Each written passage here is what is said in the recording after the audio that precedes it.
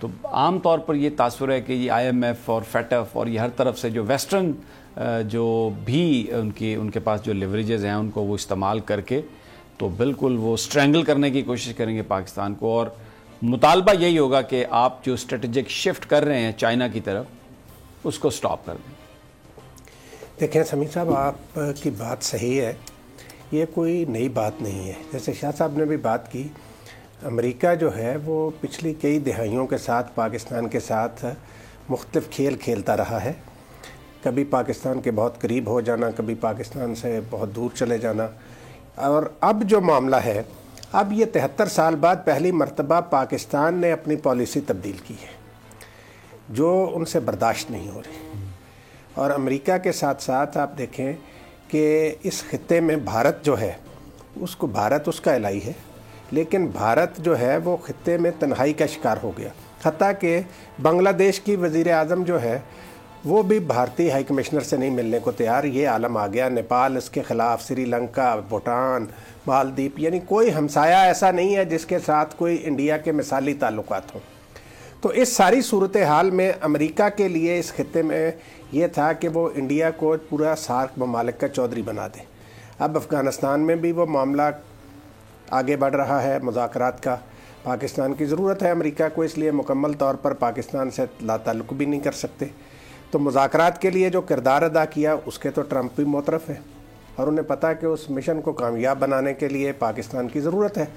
लेकिन साथ साथ वो मुख्तलिफ़ हरबों से, मुख्तलिफ़ हीलों से, आप देखें कि ये क्या है, बरतानिया में क्या हो रहा है, कितने अच्छे ताल्लुकात भी हों हमारे ख़िलाफ़, सारी साजिशें पाकिस्तान के ख़िलाफ़ जो होती हैं उनका हेडक्वार्टर लंदन होता है।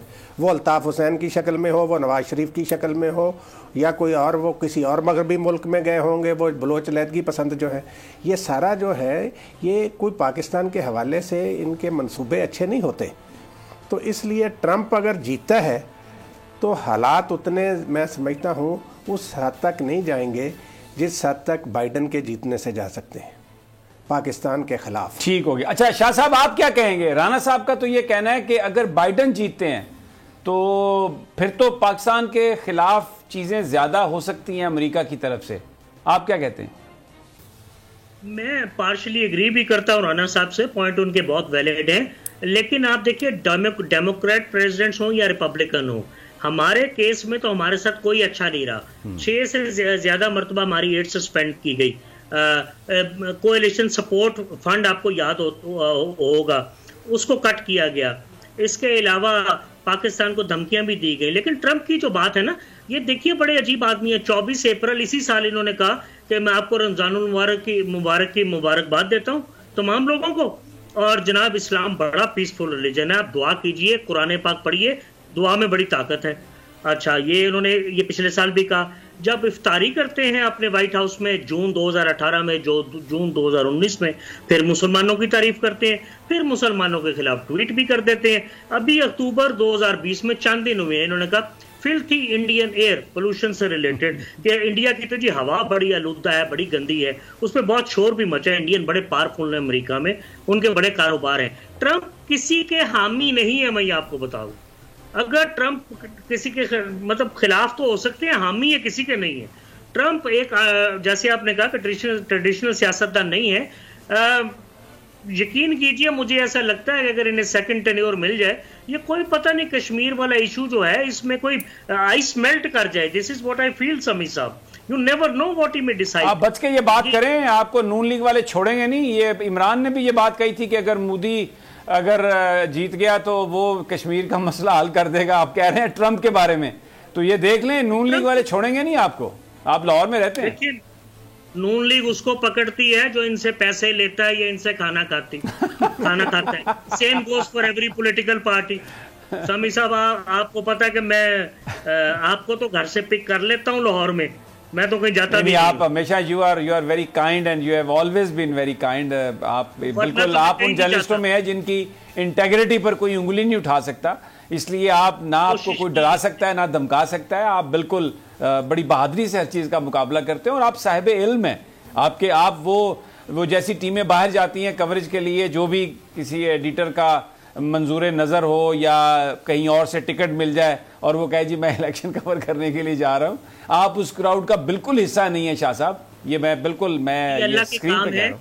देखिए उनसे बहुत ज्यादा दुनिया के मुमालिक में फिर आया, स्कॉलरशिप्स भी ले ली, फेलोशिप्स भी ले ली, ये कुदरत का करम होता है, इसमें मेरा कमाल कोई नहीं। और अभी मुझे पता नहीं, मैं कोई हो सकता बहुत बड़ा चोर हूँ, ये कोई पैसे मेरे आगे फेंकेगा तो मुझे पता लगेगा मैं करप्ट हूं कि नहीं हूं। अल्लाह खैर अभी तक तो किसी ने फेंकी।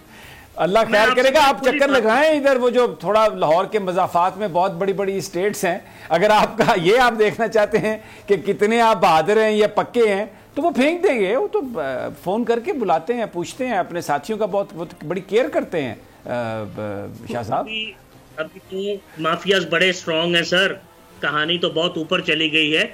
मैं तो आपसे गुजारिश कर रहा हूँ, इसको मैं रिलेट कर ले तो अमेरिका के इलेक्शन के साथ, हम पर्सनल गुफ्तगू बाद में भी कर सकते हैं, कि अमेरिका के अंदर भी बहुत सारे लॉबिस्ट और माफियाज बहुत ज्यादा स्ट्रांग है। समी साहब आप तो रहते हैं वहां पे, आपने तो बाकायदा रिपोर्टिंग की है वहां से डेली बेसिस के ऊपर, आप जानते हैं कि माफियाज कितने स्ट्रांग है। एज ऐसे पॉलिटिकल कैंपेन फाइनेंस लॉस पे आज तक वहां उंगली नहीं उठी। इसका ये मतलब नहीं वो ऑनेस्ट है, इसका ये मतलब है कि किसी टाइम उंगली उठ भी सकती है। शाह साहब एक जो राना साहब ने बात कही थी इस पर कमेंट कर दें क्योंकि टाइम कम है। उन्होंने ये कि जो आखिरी अयाम में उन्होंने यूएई के साथ इसराइल का मुआहदा कराया, कुछ और ममालिक को उसमें मिलाया, ओपननेस की, तो उसने बहुत गुडविल जूइश लॉबीज की और उस स्ट्रॉन्ग लॉबी की उनको मिली जिनके पास बहुत पैसा है। और अमेरिकन इलेक्शन पैसे और मीडिया की बुनियाद पर ही जीता जाता है। तो आखिरी 8-10 दिनों में तो बिल्कुल वो जो जैसे कहते हैं ना कि टेबल जो है वो टर्न हो गई। तो ये एक फैक्टर कितना का आप समझते हैं, जैसे राना साहब ने कहा कि इसने प्ले किया होगा?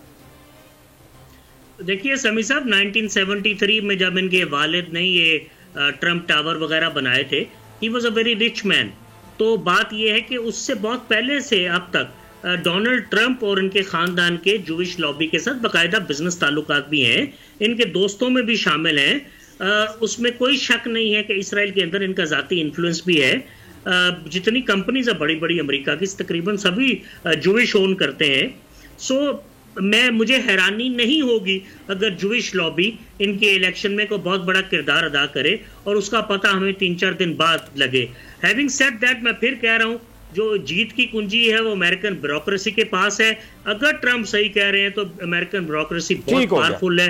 कोई ठीक हो गया। बहुत शुक्रिया साबिर शाह साहब, राना ताहिर साहब आपका भी। लेकिन ये सारी जो अवामिल हमने डिस्कस की है वो अपनी जगह पर मौजूद होंगे, लेकिन एक चीज़ जो है वो तय है कि ट्रंप जो थे जो है वो रवायती सियासतदान नहीं थे और ना हैं, और उन्होंने आउट ऑफ द बॉक्स जाके बात की है। और अमेरिका में जो कोरोना है उसने इतनी तबाही मचाई है कि पूरी दुनिया में उसकी मिसाल नहीं है कोई। लेकिन इसके बावजूद अमेरिकन पब्लिक ने इतनी तादाद में उनको वोट दिए हैं कि माजी की निस्बत अब तक जो वोट पोल हुए हैं 2016 से ज़्यादा वोट उनको मिल चुके हैं, क्योंकि पब्लिक ये समझती है कोरोना के मामले में अगर फैसला सही नहीं भी हुआ तो भी ट्रंप जो हैं वो अमेरिका से मुखलिस हैं। ये पाकिस्तानियों के लिए, हमारे लिए इसमें एक बहुत बड़ा सबक है।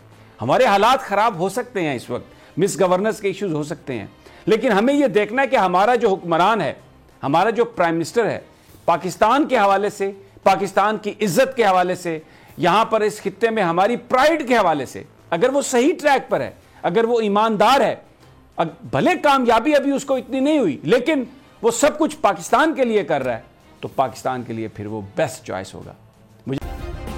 सब्सक्राइब करें और बेल दबाएं ताकि कोई खबर रह न जाए।